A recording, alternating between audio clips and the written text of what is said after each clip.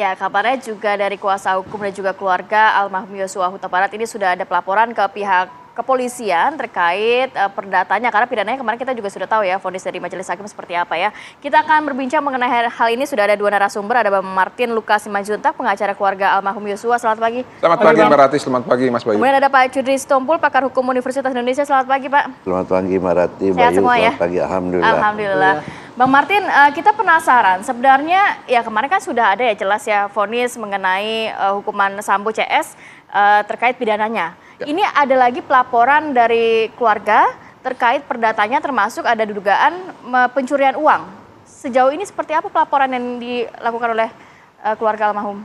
Ya, kemarin pada saat tanggal minggu lalu ya, tanggal 15 Februari, pasca putusan terhadap terdakwa dan juga GC Richard Eliezer, kami itu membuat laporan kehilangan barang.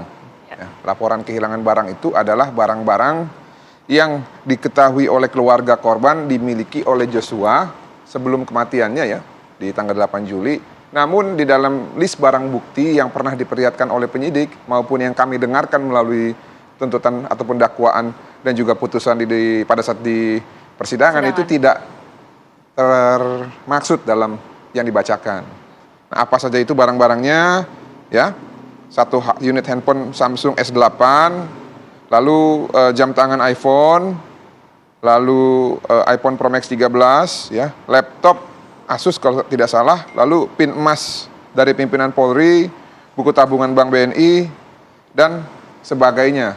Oh ya, satu lagi, termaksud uang 100 juta dan 100 juta yang totalnya menjadi 200 juta yang menurut pengakuan dan kesaksian Ricky Rizal, dia transfer melalui handphone milik Joshua pada tanggal 11 Juli. Nah, oleh karena itu, sehubungan juga yang bersangkutan pernah mengakui, maksudnya Ricky Rizal ya, bahwa handphone milik Joshua yang sampai saat ini belum kembali, yang bersangkutan teman Ricky Rizal yang menguasai dan melakukan aktivitas ilegal dengan mentransfer uang ke rekening pribadi Ricky Rizal, sehingga menurut keluarga karena perbuatan tersebut ya terpisah dan tidak ada kaitannya dengan pembunuhan berencana, maka pada saat kita membuat laporan kehilangan sangat penting juga untuk kita membuat laporan kepolisian gitu ya, supaya ada tindak lanjut dari perbuatan yang dilakukan oleh. Ini bukan ke Sambo ya, ke Ricky Rizal. Terlapornya siapa? Ada keterkaitan juga. Jadi soalnya gini, karena Ricky Rizal kan mengatakan bahwa dia ini melakukan hal tersebut karena diperintah oleh Putri Chandrawati. Nah, walaupun kan terdakwa Putri Chandrawati membantah, dia tidak pernah menyuruh Ricky Rizal. Ya. Tapi oke lah itu kan ya, mereka masing-masing punya argumen ya. Lalu dalam kesempatan yang lain, Verdi Sambo juga mengatakan bahwa uang tersebut adalah milik Verdi Sambo. Nah, namun setahu saya ya, dalam perbankan ya, dan dalam keperdataan, uang yang ada di rekening itu adalah milik si pemilik rekening. Sampai dengan ada orang yang bisa membuktikan sebaliknya. Seperti contoh begini, pernah ada kejadian ya di salah satu bank besar, salah transfer kepada orang. Ya.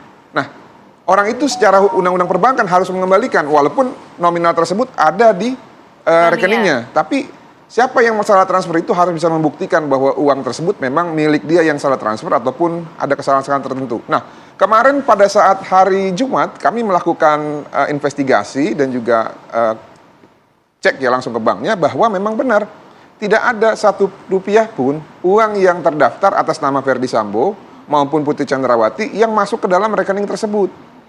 Bahkan yang ada hanya perpindahan uang dari rekening BNI-nya Joshua kepada Ricky Rizal secara ilegal tersebut, dan itu membuktikan ya Ricky ini sekarang dalam keadaan di mana dia harus menjelaskan kenapa bisa seperti itu.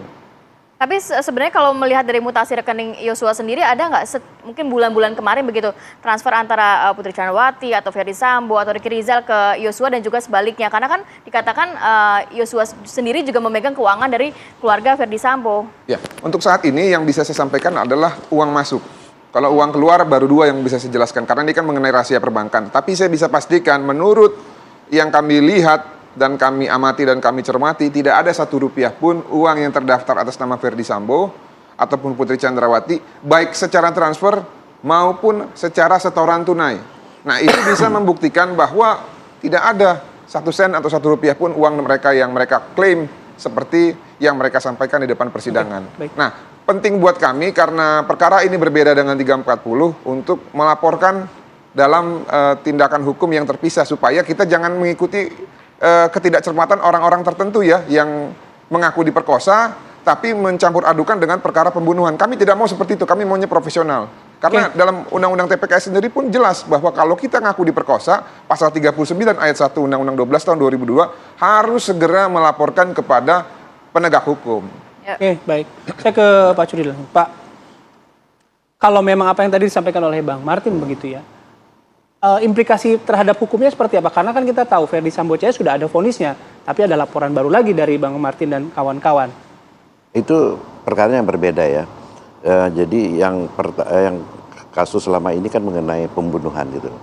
Nah, yang saya dengar tadi ini kan yang dipermasalahkan adalah harta-harta atau ini barang-barang pribadi Yosua yang diminta kembali gitu kan. Nah, kalau dahulu disita itu kalau misalnya nggak ada kaitan dengan perkara yang akan datang atau perkara yang lain, itu dikembalikan kepada orang yang tersita. Jadi penyidik itu menyita dari siapa? Dikembalikan. Kalau misalnya disita waktu itu karena korbannya udah meninggal, ya tentu dari orang lain yang di situ itu ya. Jadi ini harus dibedakan antara kepemilikan dengan waktu penyitaan. Jadi karena ini orangnya udah meninggal, jadi sulit itu misalnya disita orang yang meninggal, pasti ada orang lain gitu. Nah, kalau bisa dibuktikan ya kepemilikan itu punya korban Yosua, dikembalikan kepada keluarganya gitu. Nah, jadi saya kira ini mekanismenya berbeda gitu ya, yang apa yang ini. Karena ini juga agak kompleks sedikit, karena kalau saya dengar ini kan menyangkut soal kejahatan perbankan gitu loh. Nah, memang sering kejadian orang yang punya rekening memberikan kuasa secara lisan kepada orang lain, misalnya ke anak buahnya, kamu ambilin ATM atau ke siapa gitu. Jadi ini mesti dibuktikan sebenarnya itu ada pemberian kuasa di antara itu gitu. Kalau misalnya nggak ada itu dibuktikan berarti dia melakukan kejahatan perbankan. Jadi ini saya kira agak kompleks untuk ini gitu ya. Tapi kalau Pak Cudi, kalau misalnya katakanlah secara lisan, tadi kalau Bang Martin bilang bahwa ada pemindahan dari rekeningnya Yosua menggunakan handphonenya Yosua. Sebenarnya Yosuanya sudah meninggal. Ya, membuktikan itu akan sulit sepertinya, Pak. Ya, jadi begini, secara formal ya, yang tercantum di dalam rekening itu dia yang punya. Itu secara formal, ya kan. Tetapi secara substansinya bagaimana pelaksanaannya itu berbeda gitu loh ya. Ya itu kadang-kadang orang yang dipakai namanya gitu loh ya untuk dipakai itu ya, kebanyakan untuk dipakai kejahatan-kejahatan gitu loh. Tapi itu kan mesti dibuktikan dulu bagaimana proses pembukaan rekeningnya, bagaimana itu yang saya bilang agak kompleks dalam ini karena yang punyanya sudah meninggal gitu loh. Ini jadi mesti harus melalui mekanisme yang saya kira agak lebih sophisticated ya. Jadi Bung Martin ini kalau untuk membuktikan bahwa itu memang kepunyaannya Yosua, dia harus membuktikan mungkin secara beberapa tahap untuk pembuktiannya gitu. Memang yang mudah itu melalui mekanisme proses pidana. Itu kan nanti proses pidana itu kan bukan pembuktian formal tapi pembuktian material. Nanti ini terus kalau ditanya bedanya mana Anda dapat kuasa? Jangan-jangan Anda ngerampas saja gitu loh. Nah gitu kan.